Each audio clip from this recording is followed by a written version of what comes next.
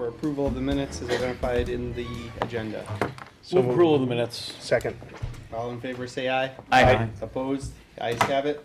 And then item 2 is an appearance before the committee, Brian Grunwald with Clifton Larson Allen and Ms. Stino. Yes. Yeah, if you could tell us how we're doing based on the comprehensive annual financial report. And of course, we're just looking for some I quick do have highlights. them, but I didn't bring it. Thank you. Don't have to go over everything. Issues that we should be concerned about in particular that you'd like to draw our attention to. Yeah, go ahead, please. So first off, thanks for having me here this evening. And I know you mentioned it, I just want to recap on it a little bit. Effective January 1, Schenck did merge in with Clifton Larson Allen, so therefore the references to Clifton Larson Allen and CLA throughout the documents. So just want to highlight that. And I also want to thank Peggy, certainly Peggy and your team. They put in a tremendous amount of effort throughout the audit process, so just want to acknowledge them and thank them for that, because we obviously need their help. I guess I was going to just walk through the management communication letter. I'll just start with a few highlights on that, and then I've also got a few comments that I'd like to make with regard to the comprehensive financial report.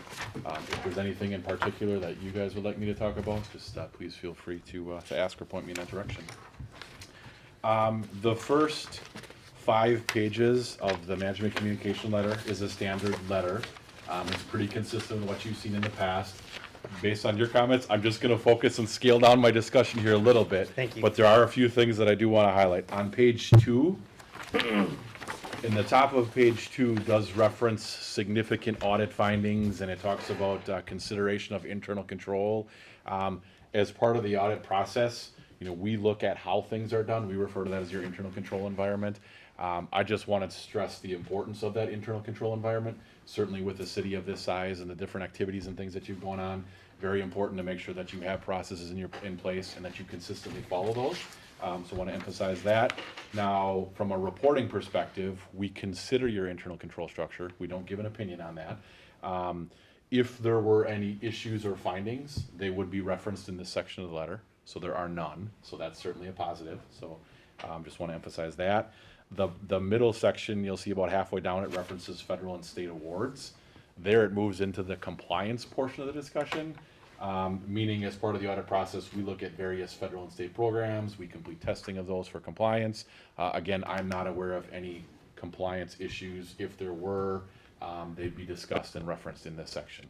So in terms of how you're doing things, internal control, and the results of our compliance testing, certainly no news is good news, right?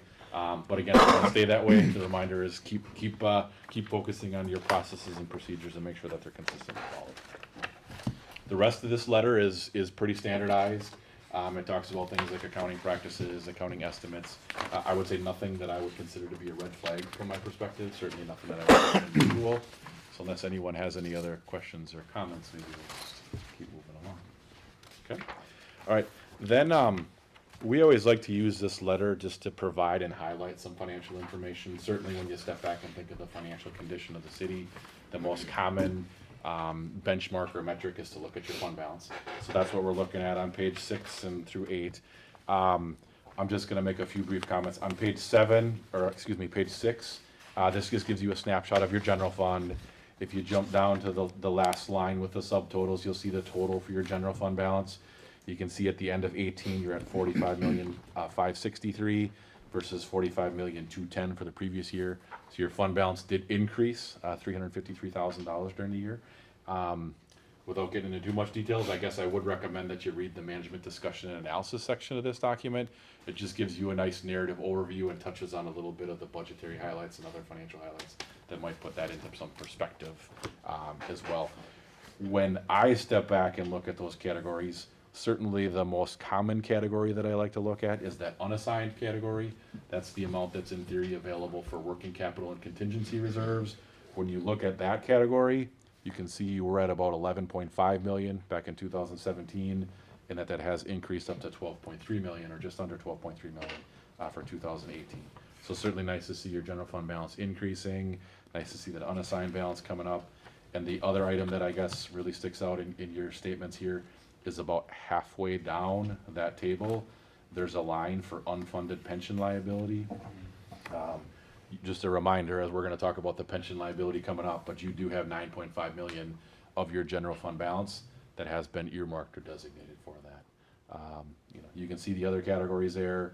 You know, I mean, obviously you have to go through your process of identifying what you wanna set, funds aside for. Real quickly on page 7, let me just jump to the subtotal. The section at the top of page 7 focuses on your special revenue funds.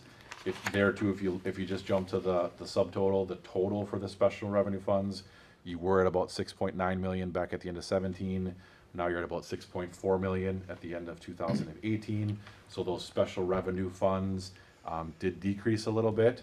You know, when you look at the different balances there, you know, I think it's really more just a matter of normal operations, nothing real unusual or significant in terms of the fluctuation there. The next section is the capital projects fund. If you look at the total there, your total capital projects fund, at the end of 2017, you'll see the 4.7 million in brackets. So you were in a deficit for those funds at the end of 2017. That did improve, but you still have a deficit of 1.4 million at the end of 2018. Now, when you look at the individual funds that make that up, you know, that obviously is influenced by your TIF districts. And I will say that it is normal when you think of the purpose and the life of a TIF district. It's pretty normal to start out, spend money, get in a deficit, and then over the life of that TID, you're trying to recover the investment that you made. So it's all part of the normal process. You know, something that Peggy and I talk about as part of the audit process is what's the status of the TIDs, how are they doing, what's their project plan, how are they doing in comparison to that project plan. So I'm not trying to say that that's unusual. I would say just make sure that you're monitoring what's going on in those TIDs versus the project plans. Obviously, you want to do what you can to stimulate or encourage development. Why was there the $2 million swing in the public works improvements, that first item there? The first one there? You were in a deficit, So what we did was we were trying to reallocate all of the funds that the council had assigned for different things. And part of that was things that we assigned in the 2018 year for projects that are getting done in 2019 as part of our CIP. Remember, we weren't gonna put those in the fund balance, we were gonna move those right to the capital projects okay. fund and spend some of those out of there. So that was part of that plan. Keep going, you're on a Okay, roll. sounds good. Okay, page 8. This is just focusing on your general fund. I just like to see trends, and I'm a visual person, so that the table at the top just gives you a snapshot of what was your general fund balance. Certainly shows you the different categories, and it just shows you your trend for the last 5 years. To put it in perspective, at the end of 2014, you had about 41.4 million of fund balance. That did increase. You can see that as you move across that table. At the end of 2017, you had about 45.2, and at the end of 18, you're at about 45.6. So it just gives you some visual perspective of your history on your fund balance. When you look across the different components of that, you know, a trend that I see is the slight decrease in your non-spendable fund balance. Non-spendable is just an accounting term for how we have to set aside certain resources. So it's nice to see that coming down. The committed and assigned, those are areas where you get to have some influence in terms of how you earmark or what you want to use funds for. So those I consider to be your planning opportunities. And then that unassigned is really what's left, the amount that's available for working capital and contingency reserves. Again, when you look at the trend, you can see how that has grown. 6.3 million back in 2014, 8 million in 2016, and now you're at 12 million at the end of 2018. So that gives you a snapshot of that. The table at the bottom of that page, now from a benchmarking perspective, one of the common measurements is how much fund balance do we have in comparison to the size of our budget.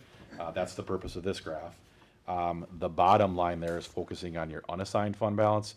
You can see the growth back in 2014, you're at 11.7%. That's grown at the end of 2017, you're at 21%. Now you're at about 22%. So certainly positive growth, nice to see the growth. In terms of the overall balance, 22% is a strong number, so that's good. So we should just talk a little bit. We did have some hand in the unassigned and the assigned changing, because as we went through it, Brian and I went through it, there were some assignments that were being made in the past that weren't perhaps with accounting standards, so we just went through this year and updated those, so some of that changes from that. Clean up those categories there. Now, the other item that we look at is your assigned, because again, you have some control over that, so that's the top line in this graph. And I'll say this is, you know, you're relatively flat, you were at 39%, now you're at 37.6. Certainly a strong balance. When I step back and think of the combined picture of your assigned and unassigned, you have strong fund balance reserves, again, gives you great planning opportunities, allows you to do things like set aside $9.5 million for your unfunded pension liability. So my recommendation there is keep monitoring the budget, keep planning from a budgetary perspective. And when you do that, you can really kind of control what you want your fund balance to look like. So good news there from a fund balance perspective. I just want to talk briefly on water. That's on page 9. So this gives you a snapshot of your operating results for the water utility. You know, if you walk down this table, it's really designed to show you your operating revenues, operating expenses. From a financial perspective, we really like to look at your operating income. You really want to make sure that your rates are designed to cover your costs and your operating expenses. That's why I like to look at this table. And if you keep going down the chart or the table, you can see non-operating revenues, expenses, capital contributions, transfers out. And then the last line there, the change in net position. From an operating perspective, really what happened is in the expense category, we did have some changes or some accounting adjustments, I guess I would say, due to governmental accounting standards 68 and 75. I don't want to get into details too much on that. We work with Peggy from a GASB 75 perspective. There's an actuary that calculates that. So that kind of takes the subjectivity out of that. We're just recording the information that we're provided with. So those expenses are up because of how those allocations occurred. And as a result of that, your operating income is down a little bit. And then that transfer out, just because that utility is regulated, you do have a transfer that gets made back to your general fund. So when you look at that, I guess the message is there is that your change in net position, it is negative, 137,000. I mean, I do know that you're going through the water rate application process, so certainly the PSC is heavily involved with regulating and monitoring rates as a part of that process. So that's why they want to make sure you're doing okay from a financial perspective. Given your comments, I'm going to jump over and skip a couple of these other tables and charts, but if anyone, you know, again, if anybody would like me to talk about those, I'd be more than happy to. I just think there's a couple other probably bigger topics that I'd like to touch on in the Yeah, please go on to the bigger stuff, please. Okay, so that's a snapshot of that letter. In terms of the comprehensive annual financial report, just gonna pull mine apart, a couple highlights. You know, again, you go through a review and an audit opinion that is received from Clifton Larson Allen. I mean, you also apply for and submit your report to the Government Finance Officers Association. As part of that process, you are applying for and they're reviewing your comprehensive annual financial report, and they continue to issue your certificate of achievement for excellence in financial reporting. So I just wanted to highlight that. It's a nice award. Congratulations on that. Obviously, there's a little more work and effort that goes into that process, so just want to recognize. So that's I don't want to say it's pass fail, but that's like the highest. That's the standard says that we're completely in compliance. Yeah, I mean, again, Essentially. exactly. Yeah. I mean, from a audit perspective, our opinion carries that weight. I mean, from a, you know, you have a clean opinion on your statements. Yep. This is an additional award that you applied for and received. So it's more a completeness. We have a Yep. document that has a lot of complete information about the statistics and demographics of our community and different things like that. So the CAFR award is basically looking at the kind of report you file. They look at the content and Right. the That's quality of so that's an award on the report. correct. Yes, exactly. Okay, so then the other comments that I guess I just wanted to touch on briefly. So I did, you know, again, when you step back and you think of the financial information and what are some of the keys, fund balance is number one. The other items that I wanted to talk about were just your long-term general obligation debt. So if you can jump ahead to page 66.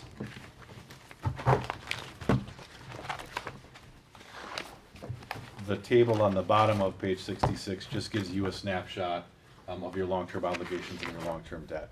So it's divided into two portions. Governmental activities is really the cities and the TIDs. The business type activities is your utilities. I'm just going to start out with the top portion, the governmental activities, and I'm going to walk across that line that's labeled total general obligation debt. So this just shows you what happened during the year. At the beginning of the year, you had 42.7 million outstanding. You issued 7.7 million of new debt. You retired or paid principal of 6.5 million, and that left you with 43.9 million of debt outstanding at the end of the year. So started at 42.7, ended at 43.9. If you go over one more column, that due within 1 year, that's the amount of principal that you are scheduled to repay based on the agreements that you had in place and the amortization schedules you had in place as of 12/31 of 18. So scheduled to repay 6 million of principal in 2019. Okay, so that's just a snapshot. If you go down to the business type activities section, again, same information. 28.5 million of outstanding general obligation debt at the beginning of the year. You issued 4 million, retired 3.2 million of principal, and ended the year at 29.4. So ended at 29.4, started at 28.5. And again, due within 1 year, you're scheduled to repay 3.4 million in 2019. So with that chart, I just like to use that as, hey, what's the snapshot? What happened during the year? There's a table on the bottom of page 67. And the first column is labeled year ended December 31st, and then it lists the various years. I'm just gonna jump all the way over to the right, where it lists the totals for your total principal and interest. I always like to look at how quickly are you repaying. Total principal, you can see that over the course of the next few years, you're scheduled to repay 9.4 million in 2019. If you look at the next 5 years, 2019 through 2023, you're scheduled to repay 42.4 million. So I think that's always noteworthy. How much debt do we have? How much are you paying off? So in 5 years, you are scheduled to repay 42 million out of the 73 million that's outstanding now. Again, that's as of 12/31, this point in time. Obviously, things change when you do things like issue new debt, refinance, and whatnot. So that's just a snapshot as of 12/31. And then my last comment on debt, if you jump ahead to page 68, the table at the top of page 68, there is a statutory limit on how much debt you can have. So when you walk through this table in the calculation, the third line down is labeled general obligation debt limitation per section 6703 of the statutes. That's your debt limit, 191 million, versus the amount that you actually have outstanding, the 73 million. From a benchmarking perspective, I always like to look at, well, how much of your debt capacity or your debt limit have you actually, issued and have outstanding? You have 38, you're at about 38% of the statutory limit, again, as of 12/31/18. Now, my recommendation on that, just as you go through your budget process, obviously important to budget your revenues, budget your expenses, and that helps you control what your fund balance is gonna look like. It's also important to step back from a long-term perspective and think about how are we financing things, what's gonna happen with our debt. When you step back and look at this statutory debt formula, again, I like to benchmark on that. I would say, and my recommendation would be, is pick a point in terms of what you want your maximum to be, and just try to make sure you stay within that. So for example, there's some communities I work with, they say 50%, there's some that say 60%. Obviously, you've gotta find the limit that works for you. My point with that is I would never encourage you to get up to 100%. Obviously that's a lot of debt, and you gotta repay it too. So I would say pick your point, you do that as a part of your looking at your long-term capital plan, consider the impact on your budget, meaning you've gotta repay the principal and interest, there's a budget component to that, and just see where you wanna be in terms of your overall debt picture. So that's a lot about debt. I don't know if anyone has any questions on that. On that point picking, what are other cities similar to, well, I mean, we talk about benchmarking. Yep. And to me, that's comparing to what our neighbors are doing, Yep. What do we typically see? And I'll say, everybody's a little unique in Different, that, get that. because it always comes down to, when I think of debt, I also think of, okay, well, where are you at from a capital needs perspective? So if you're a place that has things like a new city hall, newer infrastructure, my general expectation is that I'm probably gonna see more debt, right? If you have more rundown roads, older facilities, you probably have lower debt. So you've gotta kinda correlate that to where you are in that life cycle of your buildings, right? So that I'd say is number one. That's why I said tie it back to your capital plan. When I think of what other communities are doing, I would say that my off-the-cuff answer to that would be is, I think the most common answer is like 60%. I have a few of them that are working with 60%. So again, I think, but you gotta find what works for you. And as you do that, as you think of what are the needs that are out there, I would say look at the debt structure and how are you going to repay that? Again, with the levy limit formulas you have now, you know, certainly you can do things. You can add the debt to the levy and tax for it. You've just gotta make sure you're willing to do that, so. And we just have to keep in mind, Moody's cares about that. Yeah, So if we borrow yes. too much too fast, Yeah. don't have a plan, those kind of things, if you get up near 70%, 70+, they start to look at that, and they also downgrade because of amount of leverage, yeah, so just all things we need to pay And attention to. I will say, depending on who you're looking at, the rules and how they operate is a little bit different. So you're looking at a county, or you're looking at a city, or you're looking at a town or a village. Just, you know, make sure that, or understand there are some differences there. For example, towns and villages tend to get a little bit higher on that percentage. Counties tend to be lower. If I would see a county with 60%, I would be concerned. So just make sure you're benchmarking versus cities, I guess would be my recommendation. So it'd be fair to say we're below average. Below average for the good.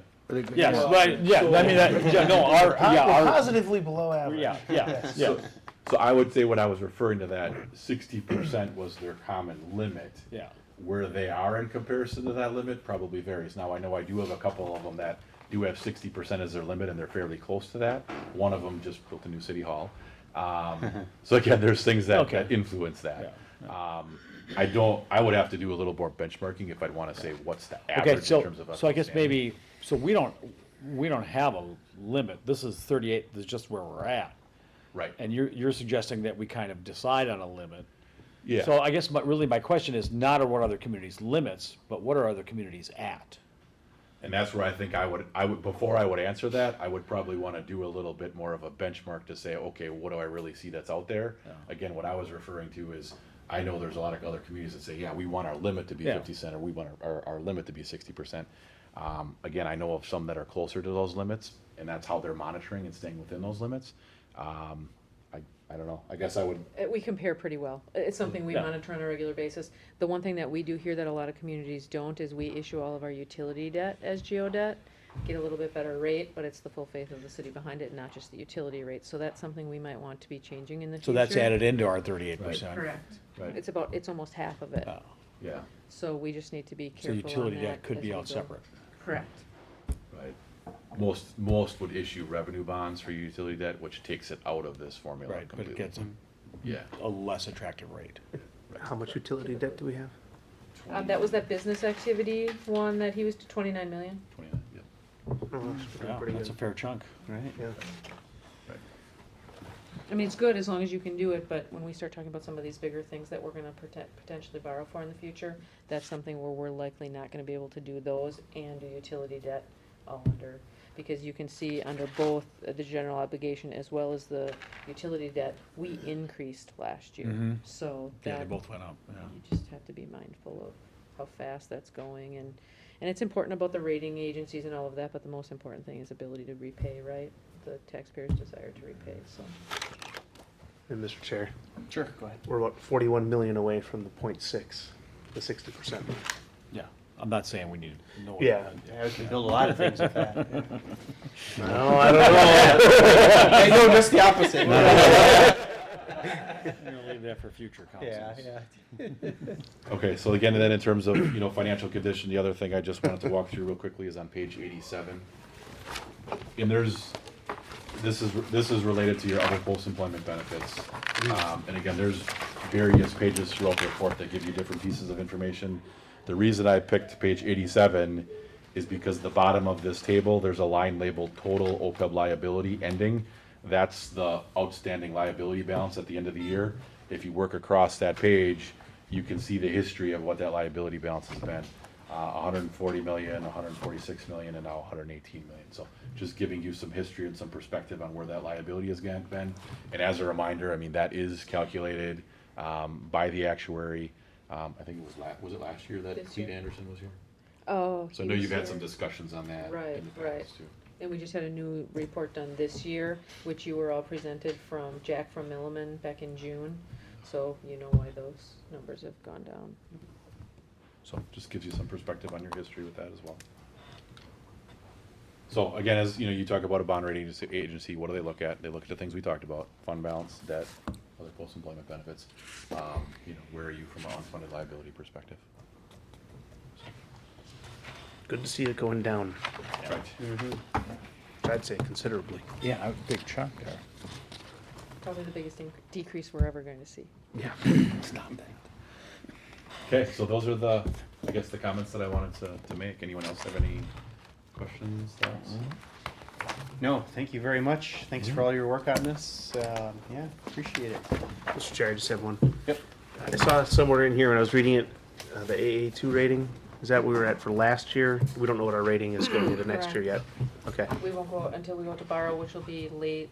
Usually what I'm doing is borrowing late in the year because our cash flow is in a good position. There's no sense in borrowing in February, March, and April and carrying that interest for the whole year. So we borrow pretty close to year end. So that'll probably be like November, beginning of December when we know that new rating. Our hope is maintenance. We want to keep that same rating. We'd have to have something.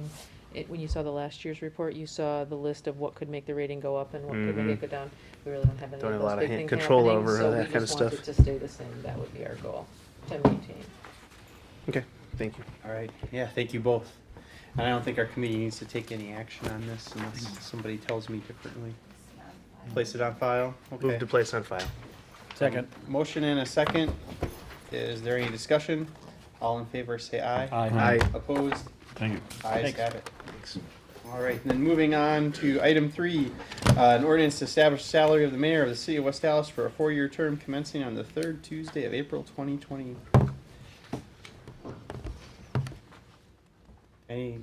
Go ahead, committee. Well, did we want to keep these going until budget? Or what was the plan? I mean, I think what's shown there is fine, but I Yeah, thought in general we were just going to keep those until budget time. Ms. Grill. The direction was to bring them back in September, so that's what Okay. I'm Oh, doing. so it's We're- like- We're not probably, like you said, in a very good place to know what we would be doing for employees if that's what we're trying to look at for next year. So I don't know if there there was also a request to get comps for the municipal judge, so I have that. I have the comps for the mayor and other people. I can share that with the committee and the council. And then you could take action at a later date. There was also something said that we should assume 2% for the mayor. That's probably less significant than if there was going to be a change to the council members' salaries. So I'm not sure where that's going, but that would be something that could have an effect on, we would need to know that when we're budgeting, so. And the budget will be presented to the council on, it'll come out on the 15th or October 15th meeting. Coming up. Sure, so what's the opinion of the committee? What do you want to do? You said you got the information, we're gonna email us that Yeah, I information? can send that, Yeah, send us that information, let's look at it. And it's gonna have benefits and all that wrapped into it. It's For pretty- the, It's your for- usual comprehensive chart. for the mayor and for the council members, it has the benefits included. It doesn't, I do not have that for the Judge. Okay, so we'll continue to hold items 3, 4, and 5 without any objection. All right. And then moving on to the item 6, the West Allis firefighters communication regarding union negotiations. We'll discuss that in closed session, and I'll read the closed session notice. For the above agenda item, the committee may convene in closed session pursuant to the provisions of Wisconsin Statute Section 1985.851E to deliberate or negotiate the investment of public funds or conduct other specified public business whenever competitive or bargaining reasons require a closed session. The committee may convene in open session after the completion of the closed session and consider the balance of the agenda. Move to go into closed session. Second. We have a motion and a second. Alderman Rote. Aye. Alderman May. Aye. Alderman Chaplesky. Aye. Alderman Weigel. Aye. And the chair votes aye. All right, we're in closed.